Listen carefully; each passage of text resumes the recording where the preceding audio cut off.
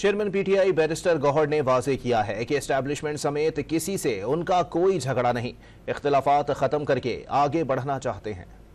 گوہر خان صاحب، یہ جب آپ مینڈیٹ چوری کا الزام لگاتے تو یہ کس پہ لگاتے ہیں؟ سیاسی جماعتوں پہ، ایڈمنسٹریشن پہ، یا جو اس کے بینیفیشری ہے، اس کے جو بینیفیشری ہے انہوں نے کیا ہے، جو اور الیکشن کمیشن نے کرایا، بیکاز آئینی طور پر یہ الیکشن کمیشن کا وہ ہے، الیکشن کمیشن کی ذمہ داری ہے، اور کہیں آئین میں یہ لکھا ہوا ہے کہ it's a duty, charge with a duty, تو یہ الیکشن کمیشن کی ذمہ داری ہے۔ اسٹیبلشمنٹ سے مفاہمت کا کوئی راستہ کھل سکتا ہے؟ دیکھیں، ہم تو کہتے ہیں سب کے ساتھ مفاہمت ہونی چاہیے، لیکن ہم کس کے ساتھ مفاہمت کریں؟ ہمارا کوئی کسی کے ساتھ جھگڑا نہیں ہے۔ ہم تو بار بار کہتے رہے کہ ابیز ہونے چاہیے، یہ کلیش آف ٹائٹن ختم ہونے چاہیے، آگے کی طرف بڑھے۔